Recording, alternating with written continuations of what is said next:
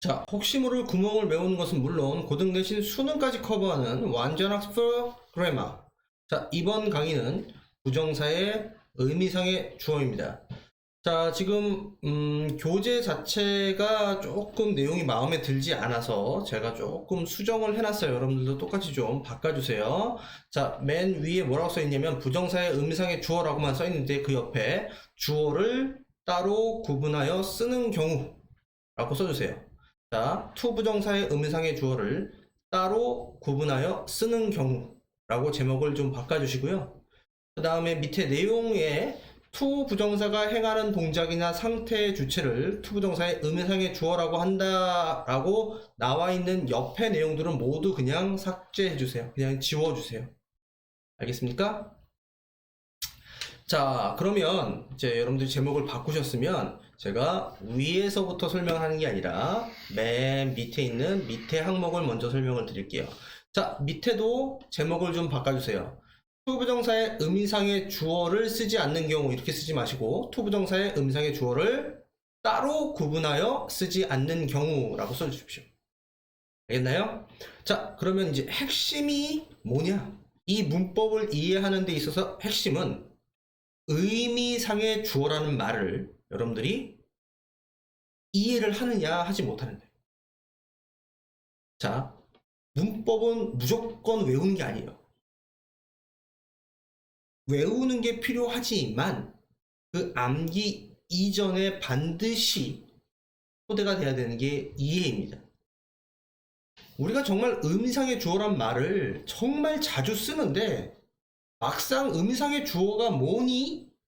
라고 이해를 하고 있는지를 물어보는 질문을 던지게 되면 대답을 못하고 얼버무리는 학생들이 너무 많아요. 너무 많습니다. 자, 의미상의 주어에 대해서 먼저 우리가 이해를 한번 해볼게요.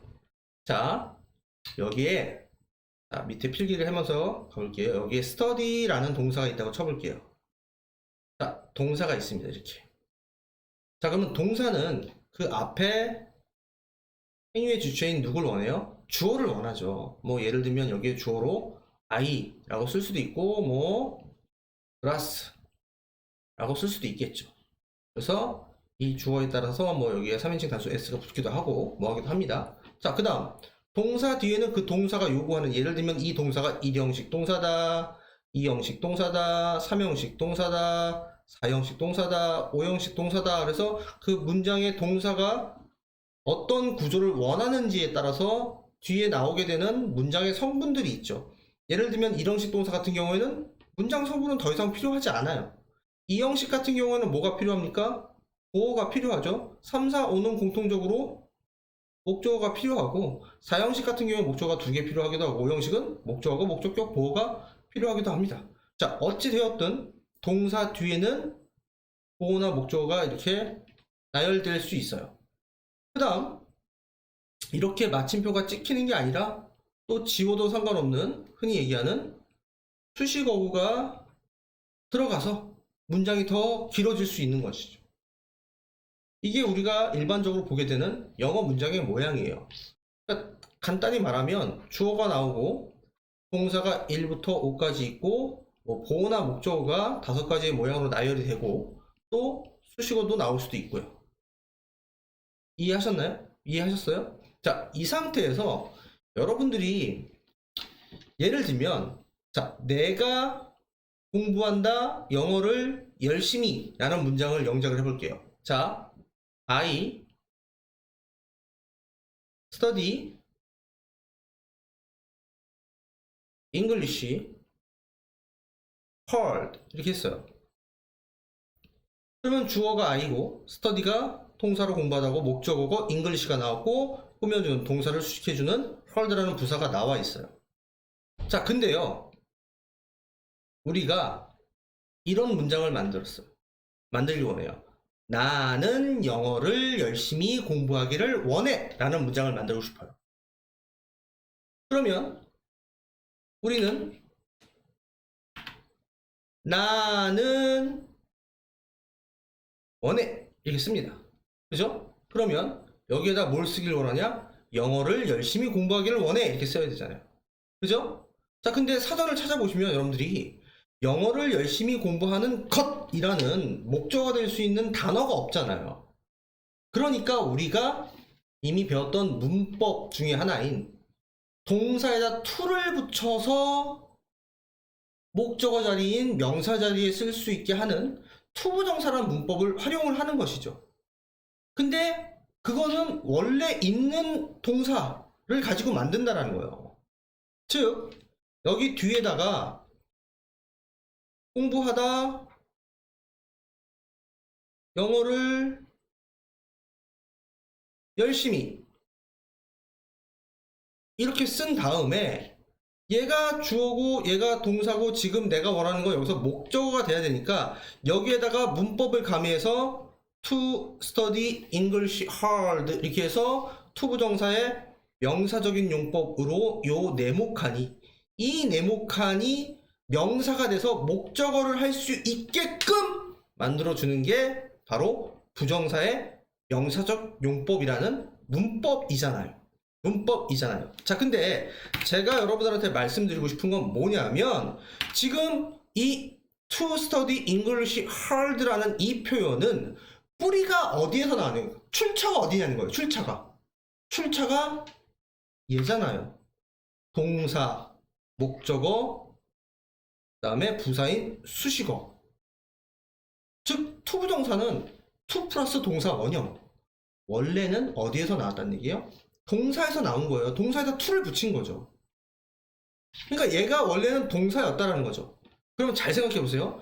동사는 앞서 말한 것처럼 동사는 자기 앞에 누굴 가지려 해요? 주어를 가지려 해요. 주어를 가지려 해요. 그러면 지금 얘는 이 스터디의 주어가 누구냐라는 거예요. I죠. I죠. 무슨 얘기냐? to study의 주어도 I고 얘는 문장 전체의 주어도 I인 애입니다. 그리고 study가 동사에서 왔으니까 그 뒤에 자연스럽게 목적어인 English를 쓸 수 있었고 또 study를 꾸며주는 부사인 hard가 이렇게 수식어로 올 수가 있었던 거예요. 그러니까 제가 여러분들한테 말하고 싶은 건 뭐냐? 우리가 알고 있는 투부정사는 원래 동사였던 애 to만 붙인 거라는 거예요. to만 여기 붙어 있는 거예요. 그러면 앞에 주어가 있어야 되고 그 동사에 따라서 뒤에 필요한 목적어라든가 보어라든가 또 수식어까지 뒤에 따라 붙을 수 있다라는 거예요. 근데 얘 주어와 문장의 주어를 구별해 그러니까 용어 자체를 구별해주기 위해서 우리가 문장 전체의 주어와 얘의 주어를 서로 혼동하지 않기 위해서 이름을 붙여놓은 게 바로 투부정사의 의미상의 주어예요. 투부정사의 의미상의 주어라고요. 이해하셨어요?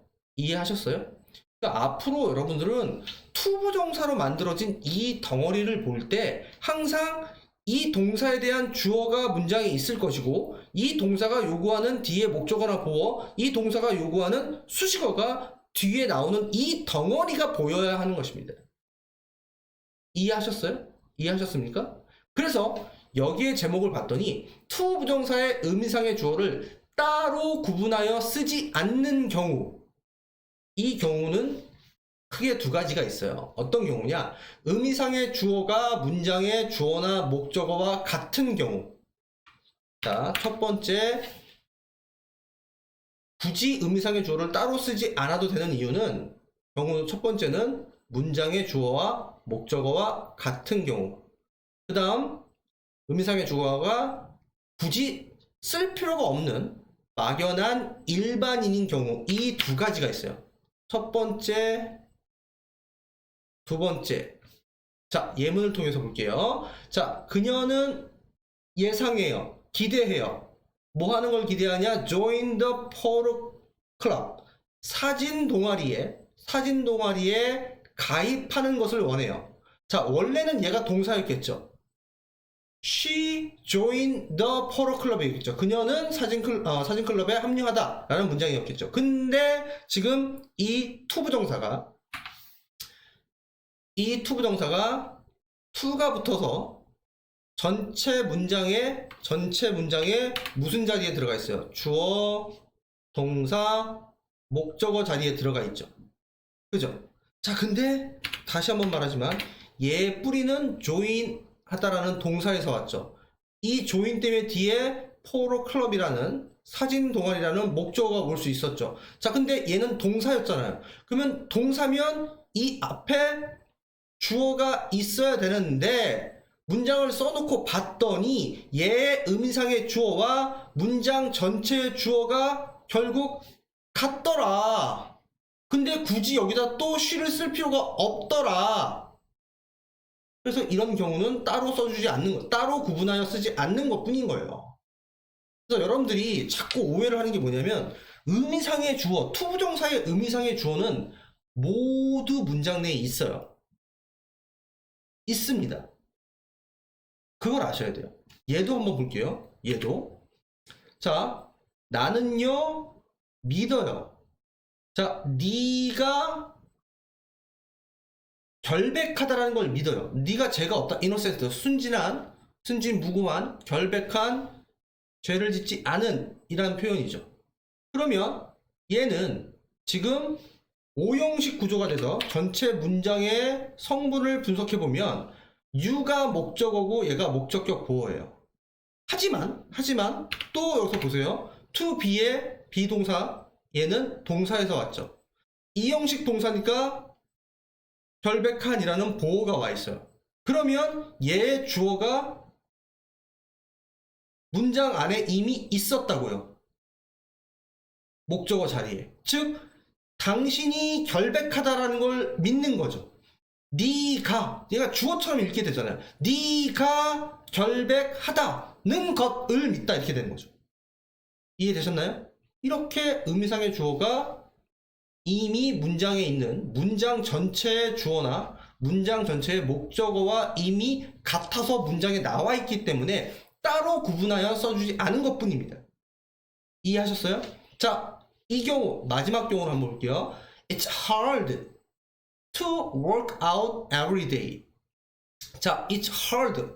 자, 굳이 문법적으로 분석을 해드리면 얘는 가주어였겠죠? 뜬금없이 힘들어요. 자, 뭐 하는 게 힘드냐? 매일 나가서 운동하는 게 힘들대요.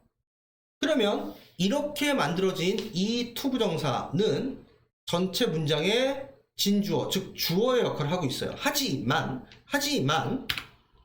그 안을 잘 들여다보면 work out 이라는 일형식 나가서 운동하다라는 일형식 동사 뒤로 매일이라는 시간 표현의 부사가 나와 있어요. 그러면 이 동사는 주어를 요구한단 말이에요.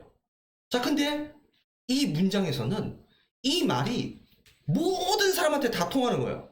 야, 매일 나가서 운동하는 건 힘들어. 그러면 그게 너에 대한 얘기일 수도 있고 나에 대한 얘기일 수도 있고 우리 모두에게 해당이 된다는 거예요. 그래서 이렇게 막연한 일반인인 경우에는 굳이 주어를 따로 써주지 않는다. 써줄 필요가 없다. 이렇게 되는 겁니다. 이해됐어요? 그래서 이런 경우에는 의미상의 주어를 따로 쓰지 않는데 자, 이제 맨 위로 올라와 볼게요.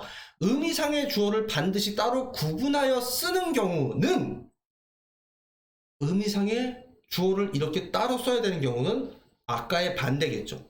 이미 나와 있지 않거나 일반인이 아니어서 따로 구분해서 써줘야 된다는 거예요. 그때 문법을 알아야 된다는 거죠.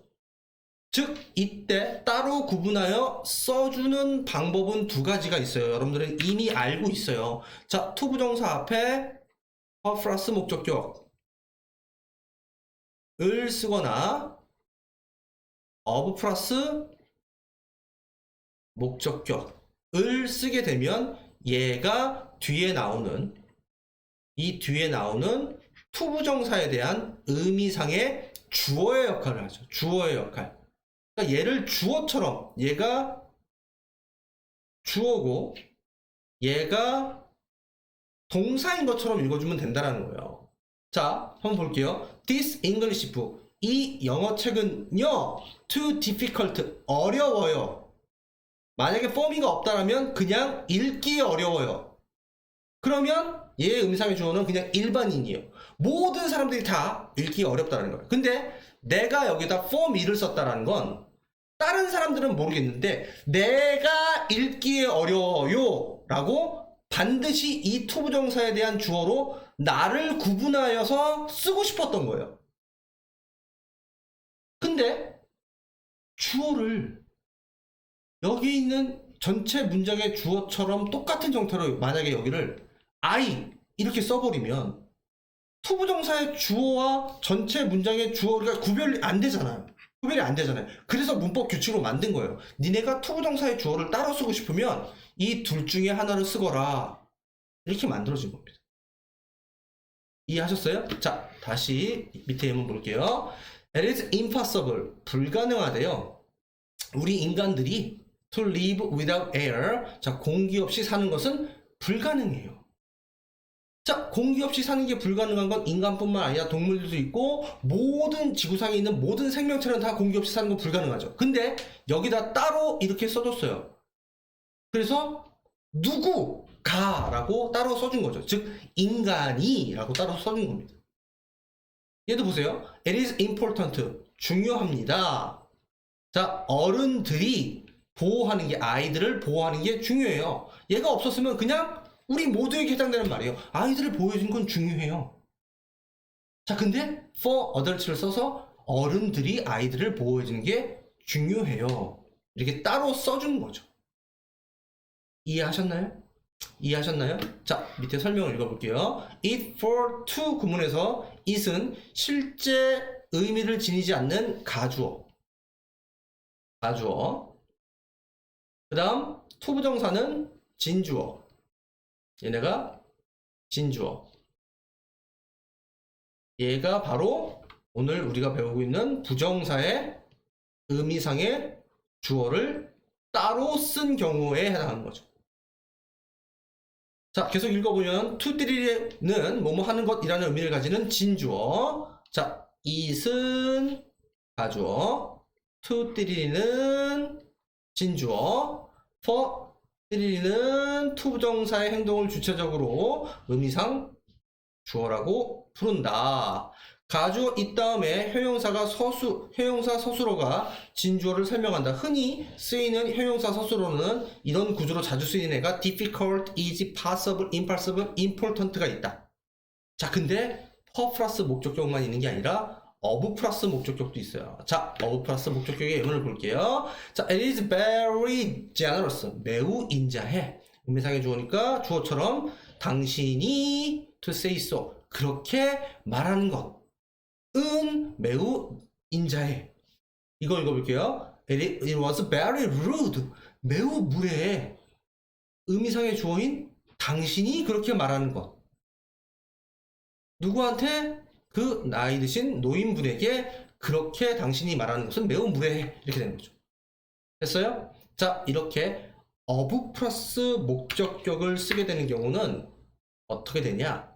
문장 내에 사람의 성질을 나타내는 형용사, 즉 주로 kind, nice, rude, foolish, generous, wise, careless 등 사람의 성품을 나타내는, 설마 여기 뜻을 모르는 단어가 있는 건 아니겠죠?